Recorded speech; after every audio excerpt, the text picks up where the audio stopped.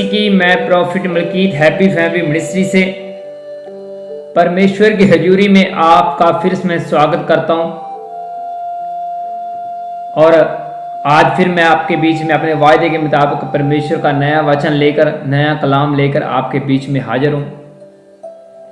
और जैसे कि आपने टाइटल देख लिया होगा कि आज का जो वचन का विषय है और वो अधिकार के विषय में, पदवी के विषय में, रैंक के विषय में, कि अपने अधिकार को, अपने जिम्मेवारी को गलत इस्तेमाल ना करो। और इस विषय में हम आज बाइबल को खोलेंगे और जानेंगे कि परमेश्वर का वचन हमें क्या सिखाना चाहता है। और मेरा विश्वास है कि आज जितने जन आज का वचन सुनेंगे, ये लोग अपने अधिकार, अपने पदवी की गलत वरतों नहीं करेंगे। और इस विषय में हम बाइबल की किताब खोलेंगे आज, मत्ती की किताब। और वचन शुरू करने से पहले रेगुलर जैसे हम छोटी सी वचन के लिए प्रार्थना करेंगे, उसके बाद हम वचन में जाएंगे। पवित्र आत्मा जी, मैं आपका दास आज के वचन के लिए प्रार्थना करता हूं। जितने भी जन आज का ये वचन सुने, इनकी जिंदगी में बड़ा बदलाव आ जाए और ये वचन सुनने के बाद बदल जाएं और अपने अधिकार की सही वरतों करें और इसकी गलत वरतों करने न पाएं।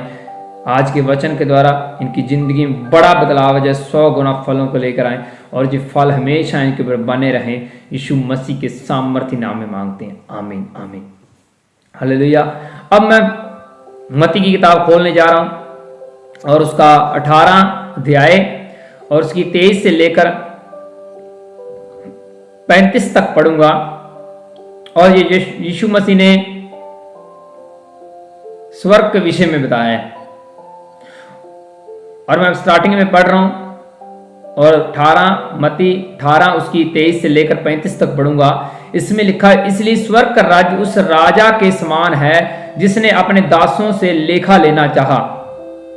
जब वह लेखा लेने लगा तो एक जन उसके सामने लाया गया तो जो 10,000 तोड़े धारता था, जबकि चुकाने को उसके पास कुछ ना था।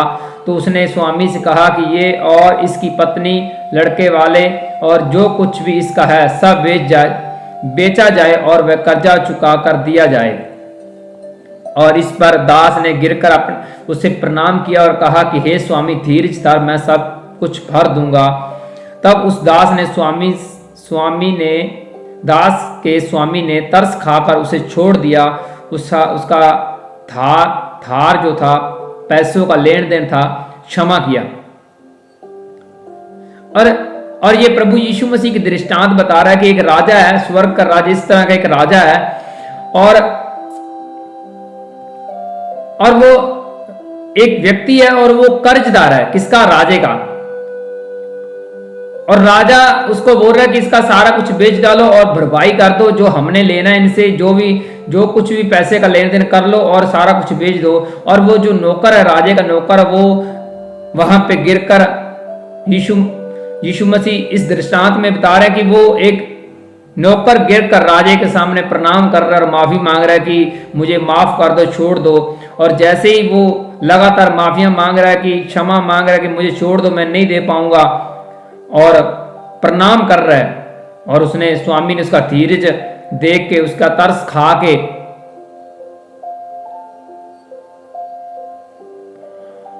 उसको सब कुछ छोड़ दिया, मीन्स क्षमा कर दिया। परंतु जब वह दास बाहर निकला तो उसने सगी दासों में से एक से उनसे मिला जो उसके 100 दिनार रहता था। उसने उसके पकड़कर उसका गला घोटा और कहा, जो कुछ तू धरता है वह भर दे। उस पर उसकी सागी दास गिरकर उसने विनती करने लगा कि धीरज धर, मैं सब कुछ भर दूंगा। उसने ना माना, परंतु जाकर उसे बंदी गृह में डाल दिया और तब तक कर्ज को भर ना दे तब तक वह वहीं रहे। उसके संगी दास ये जो हुआ था देखकर बहुत दास हुआ। उसने जाकर अपने स्वामी को पूरा हाल बताया। तब उस स्वामी ने उसको बुलाकर उससे कहा कि हे दुष्ट दास, तूने जो मुझसे विनती की सो मैंने तो तेरा वह पूरा कर्जा क्षमा किया। सो जैसा मैंने तुमको दया की, वैसे ही क्या तुम्हें भी अपने सगी दासों पर दया नहीं करनी चाहिए थी? और उसके स्वामी ने क्रोध में आकर उसे दंड देने को हाथों में सौंप दिया।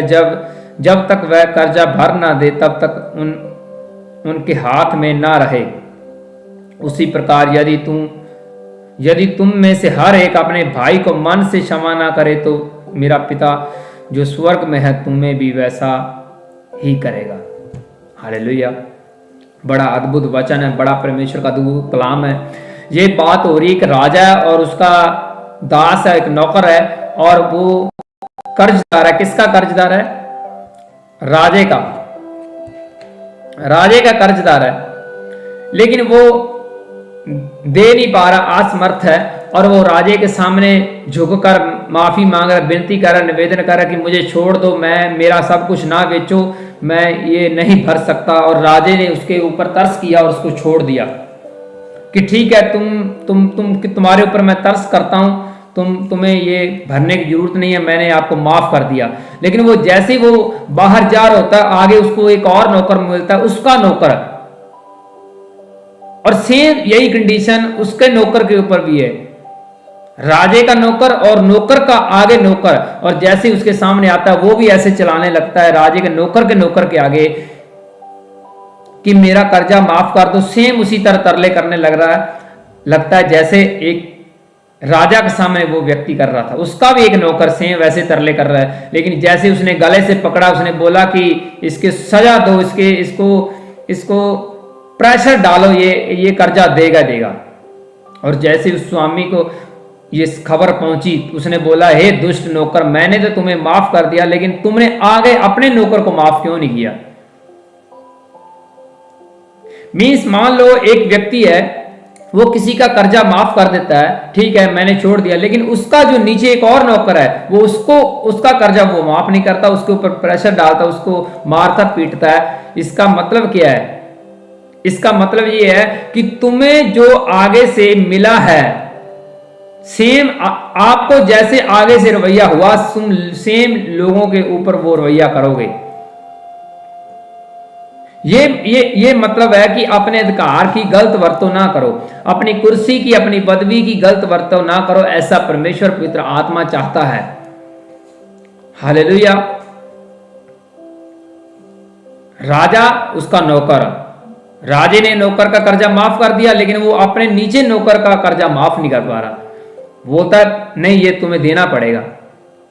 आगे से उसको माफी होगी, लेकिन वो नीचे वाले नौकर के ऊपर अभी भी उसको वो माफ नहीं कर रहा। और यही बात परमेश्वर कलाम बताता है कि यदि तुम अपने भाई को मन से क्षमा करोगे तो मेरा स्वर्गीय पिता भी तुम्हें क्षमा करेगा।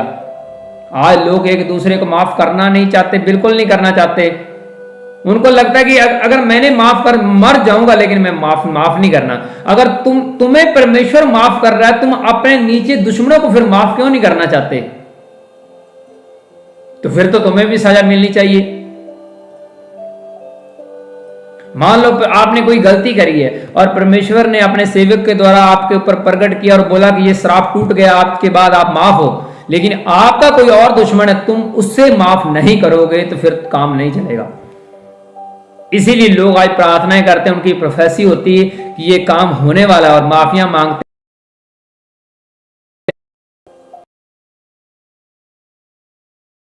को क्षमा नहीं करता, क्योंकि वो अपने दुश्मनों को क्षमा नहीं करते।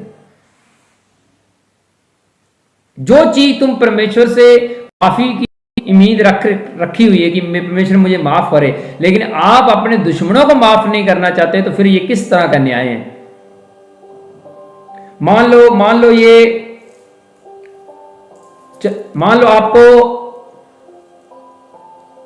एक व्यक्ति को चर्च की कोई चीज खरीदने भेजा है, वो आई 100 रुपए की और चर्च में आके बताए कि ये तो 150 रुपए की है। उसको लगा 100 रुपए और आगे बता रहा है 150 रुपए। ये कौन सा न्याय है? ये अधिकार की गलत वरतों है। और यीशु मसीह ये चाहता है कि जो जिस तरह तुम्हें माफ किया गया है, तुम अपने दुश्मनों को तुम भी माफ करो। लेकिन लोग ऐसा बिल्कुल नहीं करना चाहते, खुद का मसला हल करवाना चाहते हैं, लेकिन जो नीचे वाला है उसके ऊपर वो प्रेशर डालना चाहते हैं। इसलिए ये अधिकार की कुर्सी की ये बिल्कुल गलत वरतों है, ऐसा आप बिल्कुल ना करें। और ये थोड़े दिन पहले मुझे पवित्र आत्मा ने अलाउ किया कि अपने लोगों को ये वचन बताओ कि जो हमसे उम्मीद रखते हैं, लोग उनसे उम्मीद रखें तो वो सेम वही व्यवहार करें जिस तरह परमेश्वर आपके साथ कर रहा है। हालेलुया। मेरी बात बहुत से लोग समझ गए होंगे। आज मैं आपके कमेंट्स वगैरह बिल्कुल नहीं पढ़ रहा, लेकिन मैं जानता हूं कि आप मेरी बात बिल्कुल समझ रहे हैं। वचन में से मैं आपको क्या समझाने की कोशिश कर रहा हूं। अपने अधिकार की गलत वरतों ना करो। चर्च ने कुछ सेवादारों के ऊपर ये दिया ही नहीं होता अधिकार कि ये काम करो ना करो, लेकिन वो उनको पता होता है कि अब हमारा अगवा हमारे सामने, वो प्रेशर डालें तो ये कौन सा न्याय है। आगे एक संगत के ऊपर प्रेशर डालें, लेकिन अगर किसी को कहा नहीं गया, कोई पदवी नहीं दी गई कि ये काम करो, लोगों को प्रेशर डालो, लेकिन वो अपनी ओर से कलीसिया को प्रेशर डालें तो ये रॉन्ग है। अपने अधिकार की गलत वरतों करना।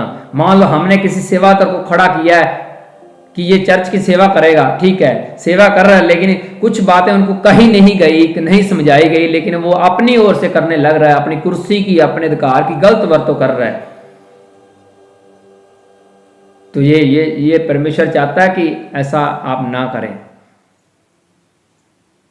जिस तरह तुम्हें पीछे से मिला है, सेम आगे और लोगों के सामने सेम वैसा रवैया करो।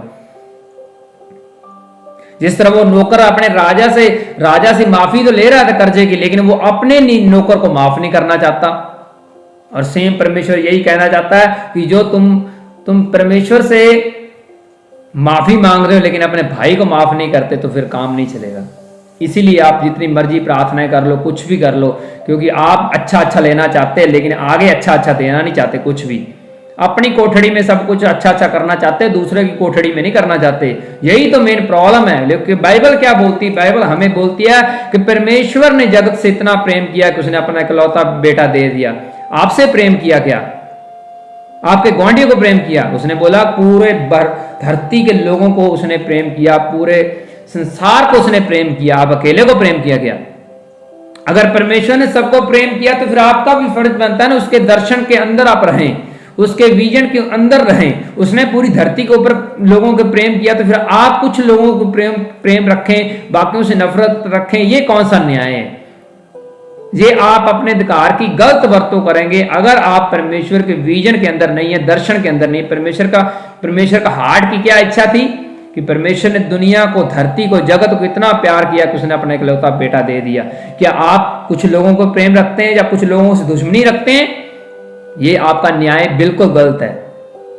इसलिए अलर्ट रहें, अपनी कुर्सी को, अपनी चाबी को गलत इस्तेमाल ना करें। मैंने ऐसे लोगों को देखा है, जब उनके ऊपर कोई पदवी मिलती है तो अपने रैंक की गलत वरतों करते हैं और उड़ जाते हैं, और परमेश्वर उनको पीछे फेंक देता है।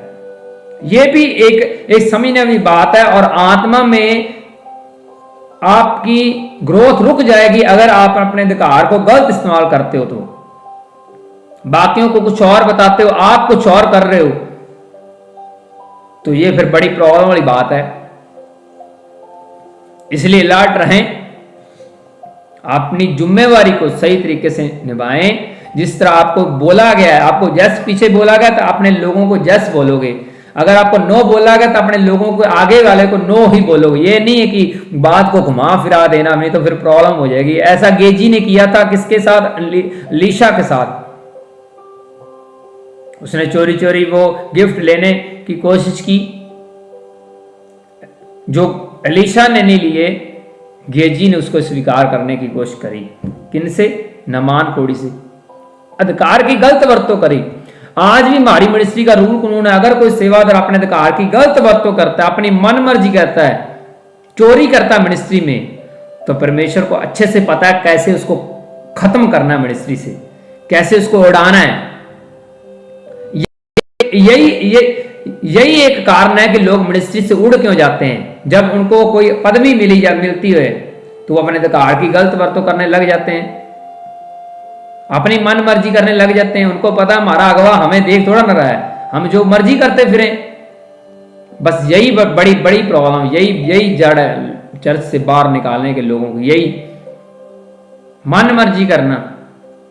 आप पिछली हिस्ट्री देख लो, आप सड़कों के ऊपर मिट्टी के ऊपर काम कर रहे थे, आज आपको सेवा मिली है। हाँ, कोई लेबर कर रहा है, कोई वेल्डिंग कर रहा है, कोई कुछ कर रहा है, कोई मजदूर है, कोई दिहाड़ीदार है। परमेश्वर ने आपको चेंज किया, आपकी जिंदगी चेंज की है, आपको स्टार लगा दिए। इसका मतलब ये नहीं कि आप उस स्टारों की गलत इस्तेमाल करो। आपके स्टार लग चुके हैं तो इसका मतलब ये नहीं कि आप गलत स्टार की गलत इस्तेमाल करो। आपको ऊंची कुर्सी के ऊपर परमेश्वर ने बैठा दिया तो इसका मतलब ये नहीं कि आप लोगों का गलत न्याय करो। पीछे से कुछ और सुनते हो और आगे कुछ और बताते हो, तो ये झूठ है, ये चोरी है, ये न्याय गलत है, ये कुर्सी की गलत वरतो। इसीलिए लट रहे, मैं सच बोल रहा हूं, ये पवित्र आत्मा मेरे ऊपर प्रकट कर रहा है, अपने लोगों को उसमें याद हो। नहीं तो आप फ्री नहीं हो पाओगे बीमारियों से, परमेश्वर आपके साथ नहीं रहेगा, पवित्र आत्मा आपके अंदर नहीं रहेगा। हालेलुया। और इस विषय में हम और बारीकी से फिर से जानेंगे। यही किताब, बाइबल की किताब मत्ती उसका 10 और उसका 8 को पढ़ेंगे ध्यान से। और उसमें लिखा हुआ है, यीशु मसीह ने कहा है मत्ती 10 और 8 में, बीमारों को चंगा करो, मरे हुए को जलाओ, कोढ़ियों को शुद्ध करो, दुष्ट आत्माओं को निकालो, तुम्हें सतमेत पाया है और सतमेत दो। मीन्स यीशु मसीह कहने मतलब तुम्हें मुफ्त में सब कुछ मिला है तो तुम लोगों को मुफ्त में दो। क्या यीशु मसीह ने बोला बीमारों को चंगा करो, लोगों को, कोढ़ियों को शुद्ध करो, दुष्ट आत्माओं को निकालो। यीशु मसीह ने चेलों को कहा है तुम्हें मुफ्त में सारा कुछ मिला है, इसका कोई तुमने पैसा नहीं दिया। ये गिफ्ट वरदान, दान वरदान जो तुम्हें मिले ना, इसका तुमने कोई पैसा नहीं दिया। इसलिए तुम भी आगे मुफ्त में सब कुछ करो, लोगों को मुफ्त में चंगा करो, प्रार्थनाएं मुफ्त में करो। इसीलिए आपने देखा होगा कि हमारा इस मिनिस्ट्री का रूल कानून है, हमारी मिनिस्ट्री का रूल कानून है, हम जब भी किसी घर में विजिट होते हैं तो हम दान नहीं लेते कभी भी चर्च में। अगर किसी का हार्ट है कि चर्च को दान देना है तो उनको खुद चल के आना पड़ेगा, चर्च के अंदर दान डालना पड़ेगा, गुप्त दान करना पड़ेगा। हम कहीं भी जाएं, हमारा कितना भी खर्चा हो, गाड़ी का खर्चा हो, किधर भी जाएं, खर्चा जितना मर्जी हो, लेकिन हम दान नहीं लेते, क्योंकि ये वचन हमें बताता है कि मुफ्त में प्रार्थनाएं करो, मुफ्त में चंगा करो, मुफ्त में सब कुछ करो। तो हम मुफ्त में करते हैं। और कुछ लोगों के मन में आएगा फिर चर्च में दान क्यों लेते हो, मुफ्त में बोला गया आपको। तो जब हम बाइबल को ध्यान से पढ़ते हो तो एक विधवा, एक लेडीज, एक बुजुर्ग लेडीज दान डाल रही थी, सिक्के डाल रही थी, और यीशु मसीह ने उसको बोला कि इसका दान उत्तम है, इसने बहुत दान किया है, कम घटी में होकर इसने बड़ा बीज बोया, और यीशु मसीह ने उस दान की तारीफ करी है। इसका मतलब यह है कि आप चर्च में, मिनिस्ट्री में बीज डालने आ सकते हैं। अगर वो गलत होता तो प्रभु यीशु मसीह ने वहां उसको टोकना था, ए लेडीज तुम्हारे पास कुछ भी नहीं, तुम बीज क्यों डाल रही हो। वो सही है, चर्च में दान डालना बिल्कुल सही है, लेकिन हम ये विश्वास करते हैं वचन के मुताबिक ये मुफ्त वाला काम कब होगा, जब हम घरों में जाते हैं तो मुफ्त में, कुछ भी पैसा नहीं लेते। यही कारण है, क्योंकि हमें मुफ्त में मिला तो हम मुफ्त में प्रार्थनाएं करेंगे घर में जाके। लोग बड़े रिक्वेस्ट करते हैं कि बीज ले लो, और हम एक ही आंसर देते हैं, अगर तुम देना चाहते हो तो चर्च में आपको देना पड़ेगा, हम घर से नहीं लेने आने वाले। और वो बाइबल की दान के विषय में और भी बहुत सी वर्सेस हैं कि भेड़ मनुष्य का मार्ग खोल देती है, उनको बड़े लोगों के सामने लेके जाती है आपकी भेड़।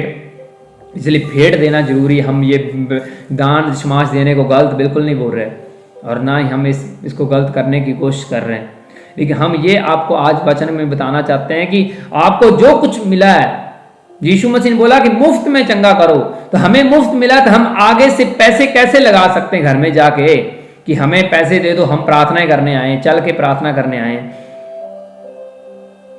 एक नौकर को राजा ने माफ कर दिया तो वो अपने नीचे नौकर को कैसे माफी नहीं देगा, उसको देनी पड़ेगी। नहीं देगा तो फिर राजा को गुस्सा आएगा।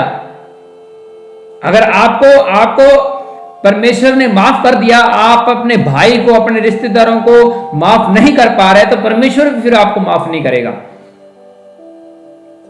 अच्छा तो आप लेना चाहते हो, लेकिन दूसरों के लिए अच्छा क्यों नहीं करना चाहते। ये आपकी पद गलत, अगर ऐसा हो रहा है तो आप अपनी पदवी, अपनी गद्दी, अपनी रैंक की गलत वर्तों कर रहे हो। इसलिए अलर्ट रहें। यह भी एक मेजर कारण है कि परमेश्वर से आप ब्लेसिंग नहीं ले पाते। ये एक मेन पॉइंट है कि आप परमेश्वर से फिर कोई भी ग्रोथ नहीं दे सकते अपनी जिंदगी में, क्योंकि आपका सारा कुछ बंद पड़ा है, क्योंकि आपने लोगों के सामने, लोगों के ऊपर वो सारा कुछ लगा रखा है, लेकिन आप सब कुछ मुफ्त में, सब कुछ ऐसे लेना चाहते हो, तो फिर काम नहीं चलेगा। आप वैसा रवैया करो जैसे परमेश्वर आपके साथ कर रहा है, आप लोगों से सेम वैसा रवैया करो। ये नहीं कि परमेश्वर ने आपको माफ कर दिया, आप लोगों को सजा दे रहे हो, लोगों के ऊपर प्रेशर डाल रहे हो।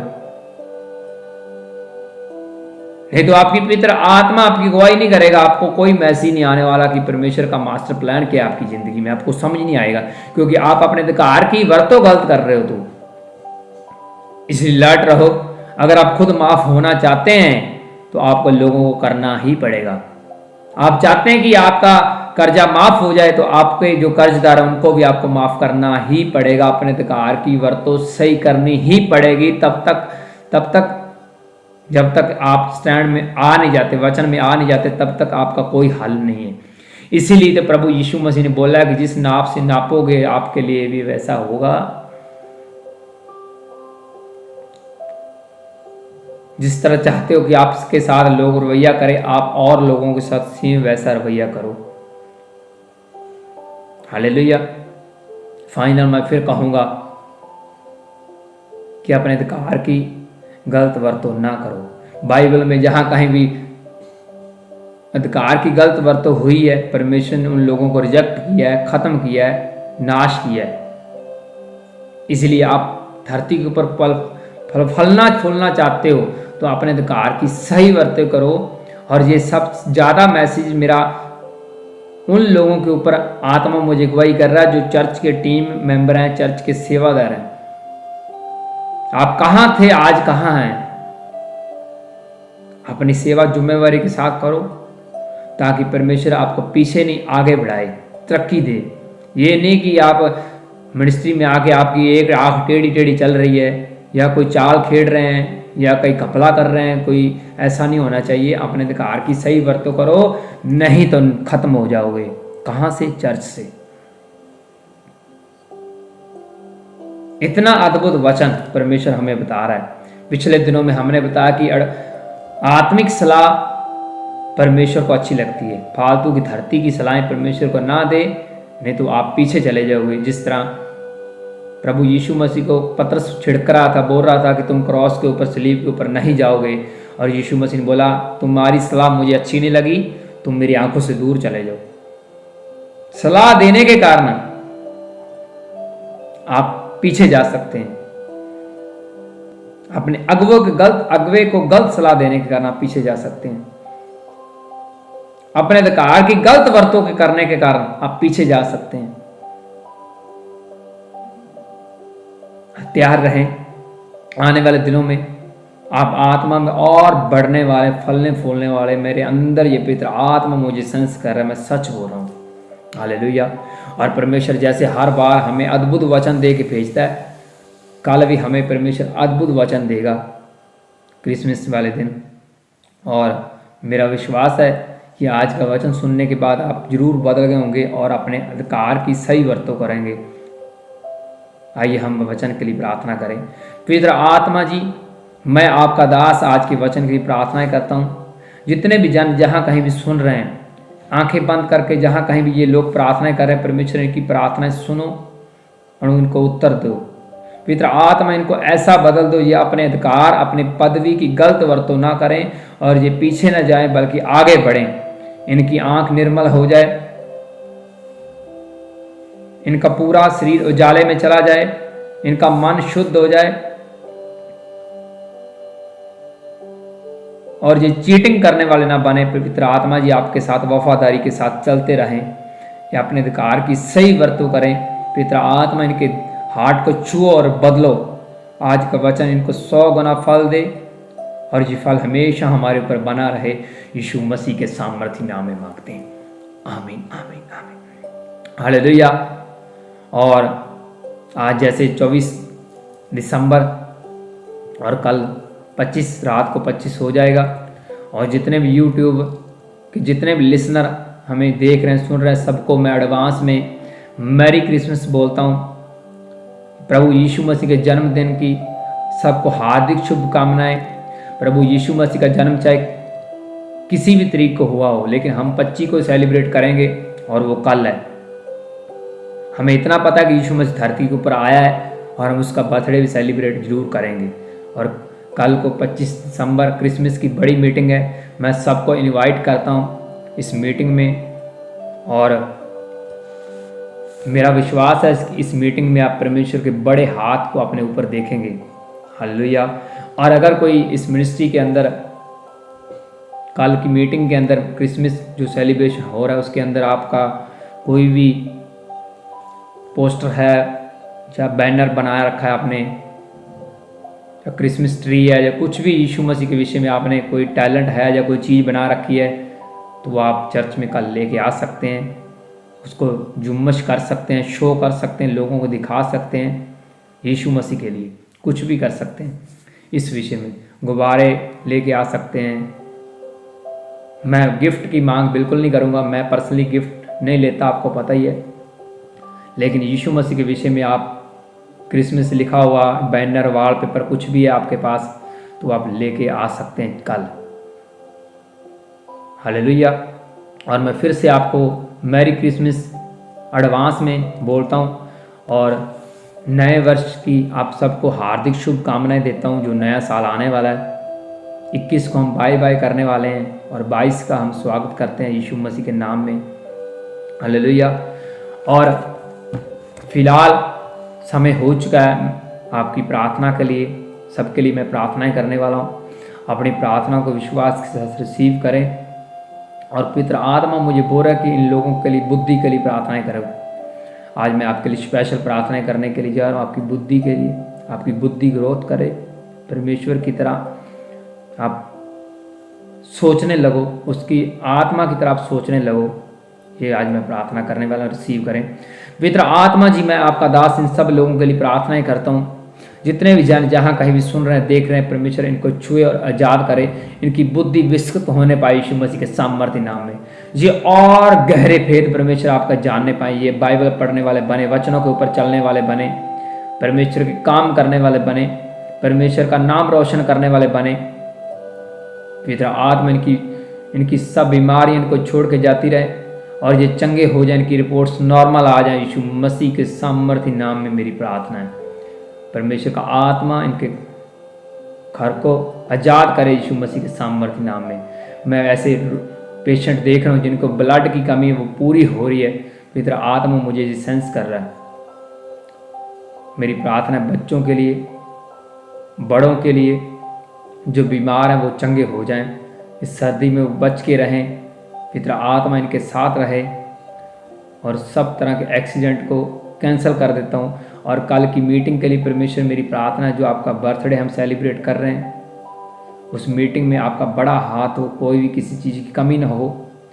सब इंतजाम परमेश्वर आपकी इच्छा के मुताबिक हो, आपकी मर्जी पूरी, लोग आपको जाने और समझे, आपके वचन को जाने और आपको ग्रहण करें कल की मीटिंग के दौरान। पिता आत्मा सारे काम को आपके हाथों में सौंप देता हूँ। शैतान की सारी ताकतें नष्ट होने पाए यीशु मसीह के सामर्थ्य नाम में। मेरी दिल से प्रार्थना सब लोगों के लिए। आमीन आमीन। हालेलुया। फिर मिलेंगे बड़ी मीटिंग में, कल की मीटिंग में, क्रिसमस सेलिब्रेशन की मीटिंग में, नए वचन के साथ, नई प्रोफेसी के साथ, नए चिन्ह चमत्कारों के साथ। तब तक आप सबको हैप्पी फैमिली मिनिस्ट्री की ओर से, प्रॉफिट मलकीत की ओर से, पूरी चर्च टीम की ओर से, सब लिसनर को merry Christmas and happy New Year. Hallelujah. God bless you all. Bye bye, take care.